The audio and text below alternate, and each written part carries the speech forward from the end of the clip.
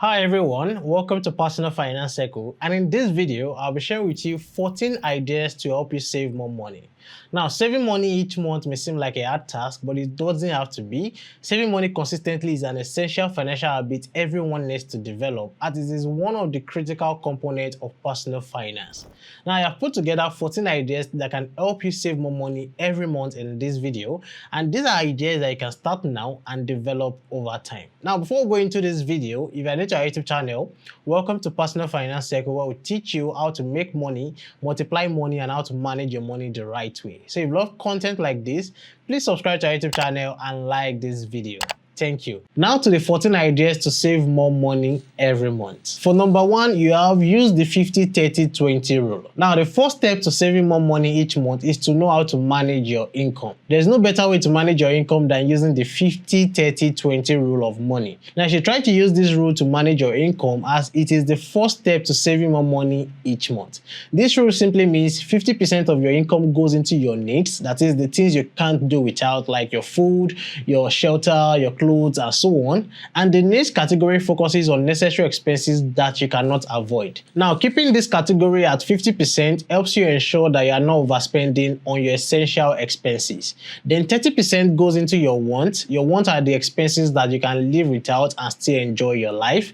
They are the things that you buy for fun or for leisure, like your travels, your vacations, your subscriptions, your non-important shopping, and so on. Allocating 30% to your wants allows you to enjoy your life while still maintaining a healthy financial balance. Though it is important to indulge in the things you enjoy, but this should be done responsibly. Now, 20% goes into your savings or your investment, and allocating 20% to savings ensures that you are preparing for future financial needs and you are building wealth over time. Now, this money rule is crucial for long-term financial stability. Now, number two is to have savings goals. Now, a savings goal is a specific target amount of money that you aim to save over a certain period of time. Now, having a savings goal is a critical component of effective personal finance management. It provides direction and motivation for saving money. Now, your goal might be to save $5,000 in a month or in a year, or to have $2,000 in your emergency fund at the end of the year. But make sure you take into consideration your income and your expenses when you are setting your savings goals. Knowing that you have a goal helps you stick to your budget and resist impulsive buying, and you can prioritize your spending and savings to align with your objectives. Number three is to cancel unnecessary subscriptions. Now, these days we now have so many apps and services that we can subscribe to on our phones, like streaming services and so on. Some of these subscriptions do add up to a lot if you calculate them. Now, let's say for example, one person has active subscription on Netflix, Prime, Spotify, YouTube, Twitch, and so on, and you expect such person to have enough money to save. Just take a look at all your subscriptions, see the ones you don't use regularly, and cancel them. And by doing so, you'll be saving more money. Canceling your unnecessary subscriptions will encourage you to reflect on your spending habits and will prioritize what's truly valuable to you. It also helps you reduce your monthly expenses and allocate that money towards savings or your investment. Number four is to pay your debt fast. Now, the longer you carry debt, especially high interest debt, the more interest you will pay. Now, paying debt can be a whole of a burden on you and your money, and this can really draw you back from achieving your savings goals. Now, if you find a way to pay off your debt fast, you will really do yourself a lot of good. You'll free yourself from that burden and be able to comfortably save more money. Now, the fifth way to save more money is to pay in cash. Yeah, I know when you spend cash, you are still spending money. I know. But the psychology of spending cash makes us more mindful of giving up everything than just swiping your card or paying online. So paying in cash helps you to be mindful of how you spend your money, because you won't want to see your wallet empty. And when you hand over your cash, you become more aware of each transaction that you make. Now, physically giving away your money feels more real than swiping a card, which can make you more mindful of your spending choices. Cash-based spending enforces discipline, and if you set aside a certain amount of cash for a specific purpose, you are forced to stick to that budget once the cash runs out. So ensure you are spending more cash than swiping a card. Number six is to work out at home. Now, I'm sure you might have seen on Instagram how some of your favorite influencers or even your distant friends are joining different gyms, and you feel interested to want to join. Now, what you don't know is that those gyms cost a lot of money, especially if you are paying for annual membership. Now, to save more money, you can buy a yoga mat to work out at home, and you can go out for a jog in your area. And working out at home is an excellent way to stay fit, save money, and maintain flexibility in your exercise routine. Number 7 is to use high interest savings apps. Now, using high interest savings apps is a smart way to grow your savings faster by earning a higher return on the money you set aside. Now, the best way to save your money and maximize returns, or to maximize your savings, is to use high interest savings apps. Now, there are some fintech apps like CarryRise, Piggyvest, and Trove, and so on, that can allow you to save money, and they pay interest rates that are higher than the ones you get in the banks. Now, the links to sign up on these apps, I'll put them in the description below. Number 8 is to use a shopping list. Now, we've all been to the store to buy things without a list, and what happens is that you come back from the store with things you never had in mind to buy, or the things that you don't even need, which is called impulse buying. Now, sometimes you can even spend more than what you plan to spend at the store. So it's a great idea to always go to the store with a list of items or stores that you need to buy. This will help you to be disciplined on what you buy, and also it gives you enough money to save. Also, using a shopping list is a simple yet effective strategy to help you stay organized and to avoid impulse buying. It also saves you time and money while you are shopping. Number 9 is to buy in bulk. Now, buying in bulk is a money saving strategy where you purchase larger quantities of products at a lower cost. Now, buying in bulk can really help you save a lot of money. However, you should only buy in bulk if you know that you are going to need the items. And make sure that the things you are buying in bulk are non-perishable things, that is, things that cannot get spoiled or damaged, or things that cannot get expired if not used in time. This can save you a lot of money.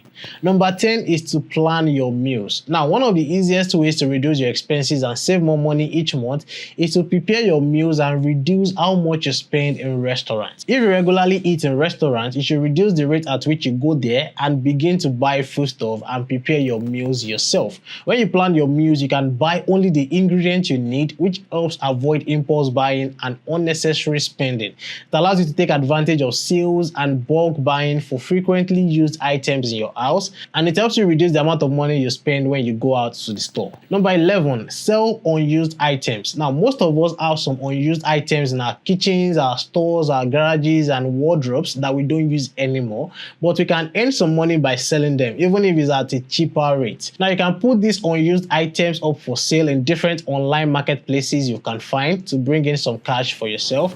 And one of the most obvious advantages is the opportunity to make extra money. Items you no longer use or need could still have value to others, so you can sell them at a cheaper rate to make more money for yourself. And selling these items can free up space in your house, in your store, in your studio, or anywhere you have so many unused items. Another thing is that selling unused items also makes you more aware of what you own, and it helps you to be more mindful when buying things in the future.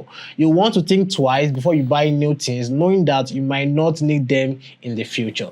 Number 12 is to automate your savings. Now, automating your savings is a strategy that involves setting up regular automatic transfers from your bank account to your savings account. Now, there are so many high interest savings apps that can allow you to set up automatic transfers from your bank account to the savings account every day, every week, or every month. And this way, you don't have to do any additional work or spend time and your energy thinking about how to transfer money from your bank account to your savings account. Now, the principle behind automating your savings is to pay yourself first, meaning that before you spend your money on other expenses, a part of your income is automatically directed to your savings. This makes saving a priority rather than something you only do when you have money left over at the end of the month. Now, this strategy can be useful, especially if you have a savings goal or maybe you lack the habit of saving money. And again, automating your savings ensure that you are saving regularly. It means that you are saving maybe every week or bi-weekly or monthly, or you are saving every day. And when you automate your savings,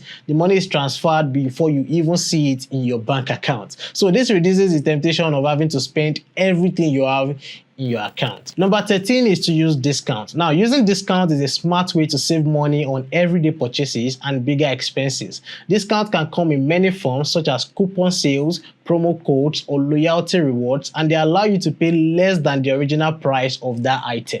You need to be taking advantage of discounts from your favorite stores or from your favorite vendors to save more money. And you can use coupons on different websites to get discounts on the things you are buying. And you can even ask for discounts from people that you want to buy things from. So before you make any payments, you can ask the vendor, do you have any discounts or any promo code that I can use for this? Number 14 is track your expenses. Now, tracking your expenses involves monitoring and recording all of your spending to better understand where your money is going.